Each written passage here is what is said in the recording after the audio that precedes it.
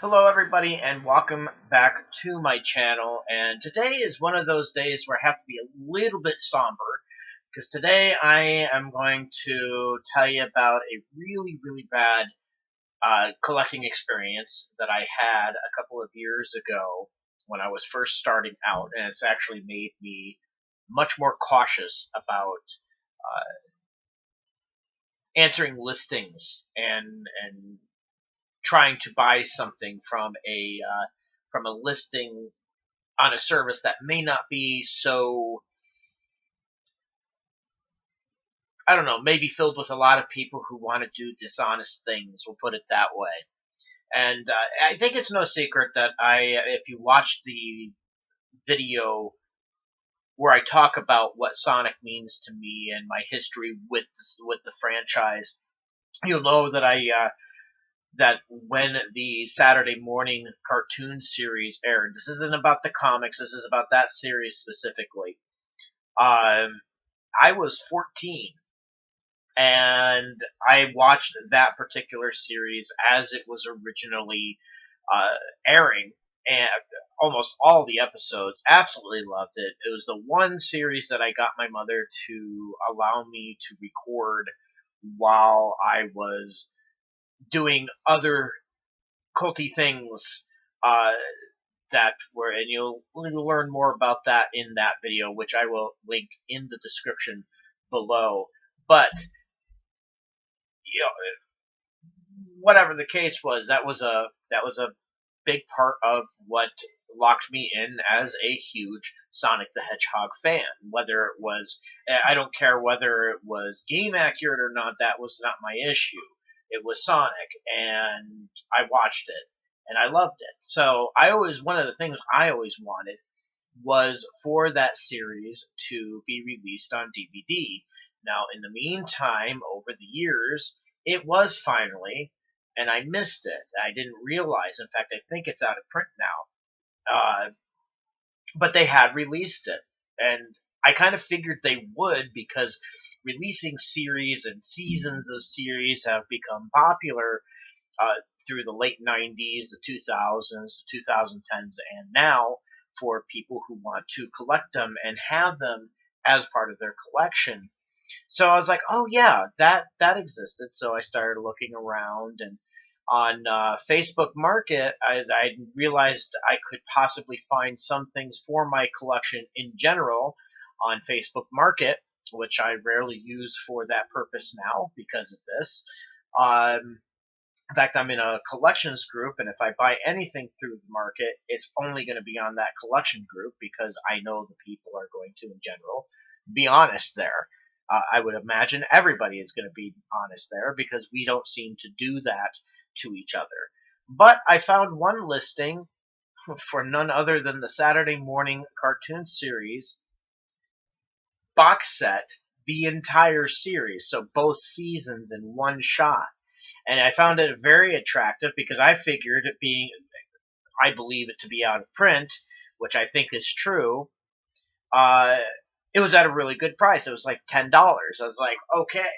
And in the back of my mind, now that I am not without spot from this, I should have thought about this. But in the back of my mind, I was like, ooh, that's a really good price. I don't think he knows the value of what he has because I have actually purchased things for a much lower price. As a matter of fact, let me see this this Sonic that's right here next to the Convoy. I purchased at $35, and it's actually worth much more than that from a store that didn't realize what they had and mispriced it, and I totally took advantage of that mispricing. I'm not going to lie. Because if that's what they want to do, and they want to do an old piece of memorabilia, of course I'm going to take advantage of that price and get it into my collection. So I kind of figured with that experience, because that happened first, and then I found the Facebook listing and the Facebook markets next.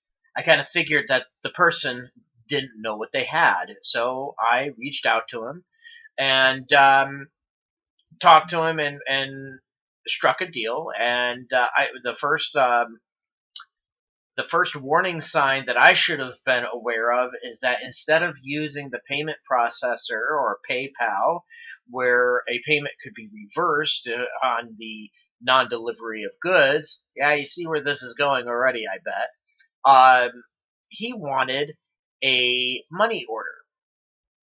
And then he wanted an extra $10 for shipping. Now I've shipped things through the United States Postal Service through media mail over the year, many times over the years, actually.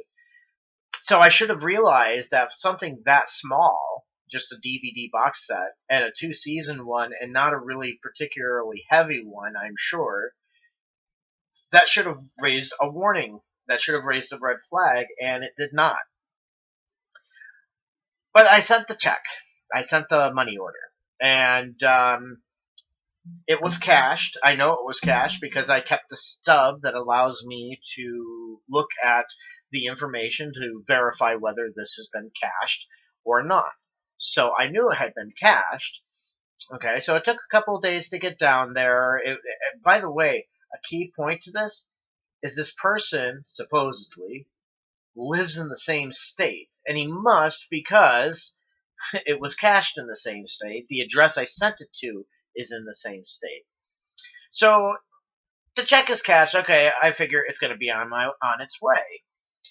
So I reach back out to him and say, "Hey, I saw that it was cashed, and I would love a tracking number. That's one of the things that I like to do because whenever I purchase something, getting the tracking number allows me to see about where in the timeline it is and how close it's getting to me, so that I know to be available at home to receive the package, or at the very least, let my roommate know, hey, be on the lookout for this. I want to make sure this gets inside because it's a valuable item. I want to get it inside so that I can get this, you know, get it into a safe situation where it's not going to get stolen, because that's a huge problem. Where people will run up to a house where something has been just left off by USPS or UPS or FedEx, and they will steal the package, and I didn't want that to happen. So I'm waiting. A few days go by. Hey, tracking number. I asked him several times for a tracking. Oh, it hasn't been sent out yet. Okay, well, what's wrong? He goes, well, the post office has been closed because of COVID.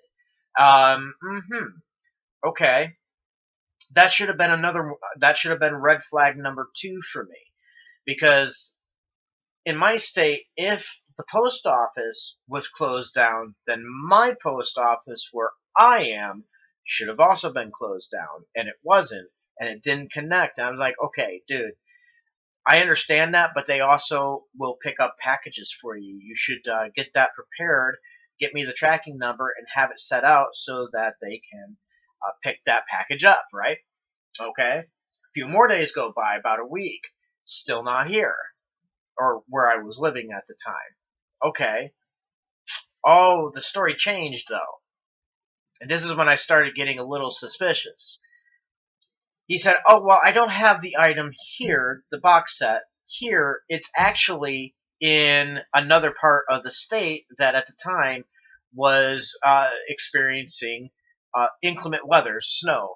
Uh, so he was like, you know, when we posted it, I thought it was here. It's actually up there at my second home, way up in the mountains, or way on the other side of the mountains. And my wife hasn't sent it out yet. And I'm trying to get her to send it out so that it can get to you. Okay. This is when I started getting a little suspicious, by the way, because I was like, okay, that just something doesn't seem right. And then he goes, "Oh, well, she didn't get a tracking number when it finally supposedly got sent out. I didn't get a tracking number.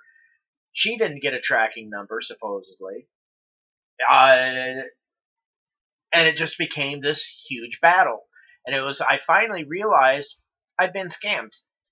it was like, I think what I actually got scammed out of was $20 because I think he was selling it for $10, and then they um and then I think he wanted $10 for the shipping, so I got scammed out at $25. I think that sounds right. So we it ended up being a battle. I actually called the local post office down there in the area that he had given me, and they said, no, we've never been closed. We just require a mask in the post office, certainly, but we're not closed. And then I looked at the address that he had given me to send the money order to, and I realized I looked it up on Google Maps and looked up uh, the address of the post office on Google Maps and did a kind of like a how long will it take me to get from point A to point B, and it was like half an hour away by foot, which means it was just a maybe 10 minutes away or less by car. He goes, oh well, I haven't been able to get down there because I have my own health problems. I wanted to check on it, but I just haven't been able to get out of that. I was like, okay, yep, you definitely scammed me because now you're giving me the runaround. You got my money. And eventually, it turned into a big argument between.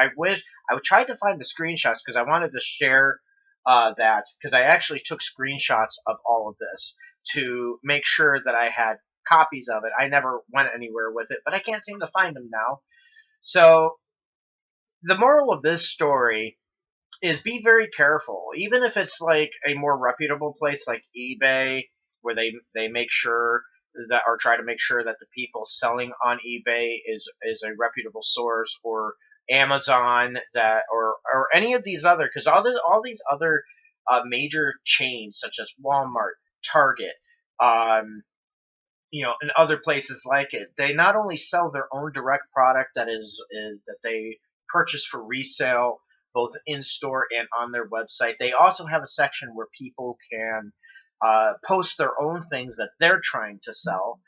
And I don't know how much some of these companies check it. I know Amazon, I believe you're supposed to send them the item that you are selling and then they will deliver it on your behalf. And I think they have a mechanism like that, from what I understand.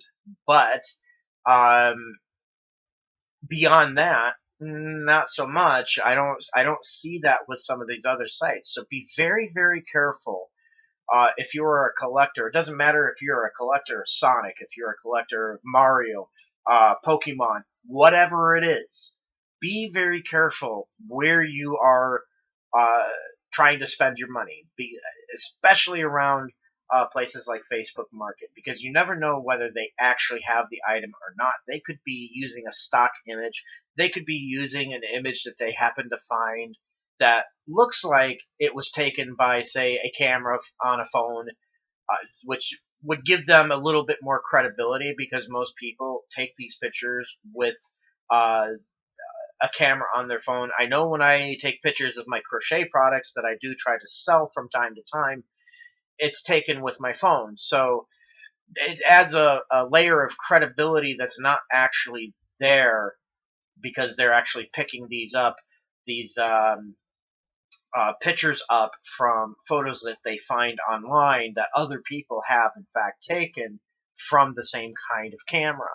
So just be very, very careful. I would say find a group, and there's a Sonic buy sell group that I'm part of on Facebook, and every time I have purchased something from another collector for my collection, I've never had a problem. As a matter of fact, this string of Sonics, Supersonics, and you don't see them, but there's a Werehog right next to this Sonic here.